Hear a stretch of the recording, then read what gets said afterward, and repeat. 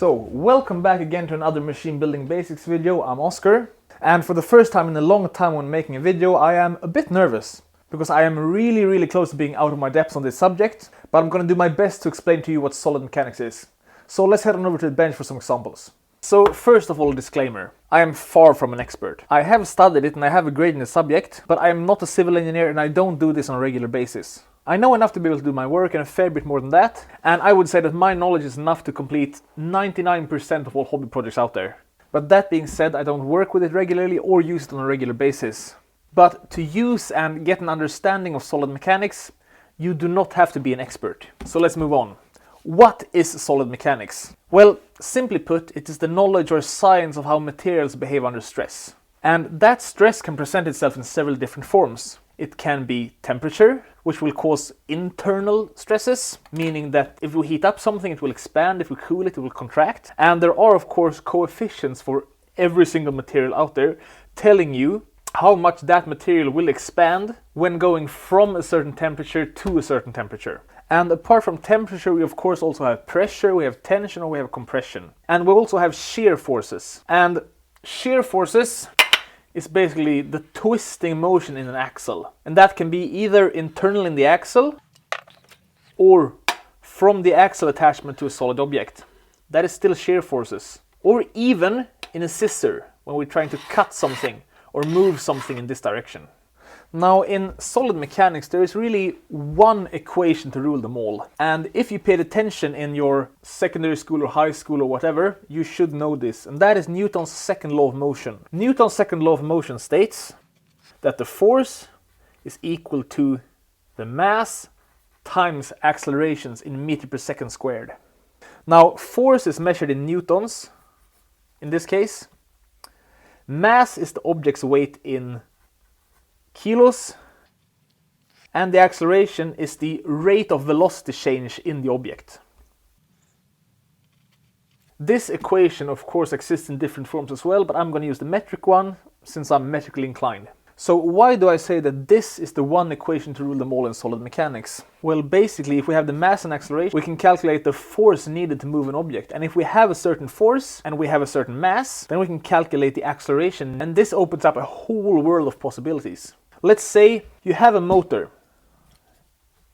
You know that the motor has a certain torque, meaning it can apply a certain force at a set distance. If you have this, you can calculate how much mass it can move how quickly. And if you want to build a truly high performance hobby CNC machine, you need to do these calculations so you don't undersize your motors or your ball screws or your couplings or your belts or whatever it may be. Because if you have a motor of a certain power, you need a coupling designed to take that power.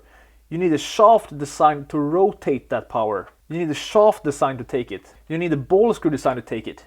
And your entire motion system needs to be built around the load it is meant to handle. And now to give you some context. Now, a common unit you might see is MPa or megapascals. And megapascals is exactly the same as Newton per square millimeter. And that is a way to quantify force in solid mechanics. Now, in the States, you use PSI instead, or pounds per square inch.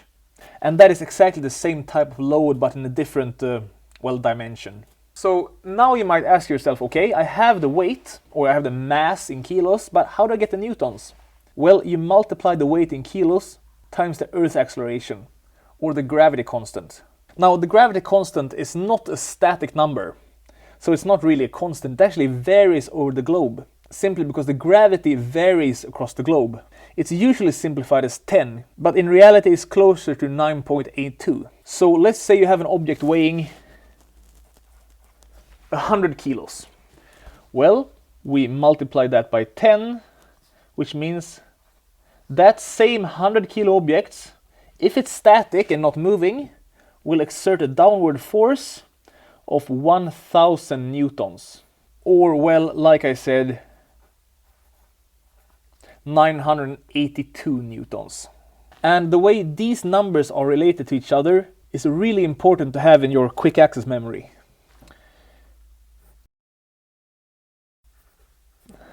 Now, another equation you might have used for is the relationship between bar and newtons. And easily defined,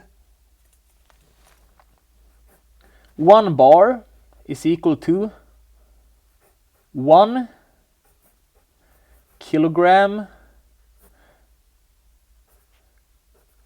per square centimeter. And if you know you have a load of 1 kilo per square centimeter, well, how many square millimeters is a centimeter? 10 by 10, 100. So 1 kilogram per square centimeter is equal to 0.1 Newton per square millimeter. Now, this is what you need to do for 90% of the conversions you might need to do. So let's move on and talk about materials. Now, every material has a maximum stress that can be applied to it. And that material is usually expressed in megapascals, Newton per square millimeters, or PSI if you're American. And this maximum stress that can be applied to material, of course, varies. You can look up data sheets and charts for basically all common materials and even some fairly uncommon ones. And you probably know this without ever thinking about it, that materials have different abilities. Some materials handle compression better than others, such as concrete or rock. I mean, the load-bearing capacity of concrete is insane. And some other materials handle tension a lot better, such as rubber or steel.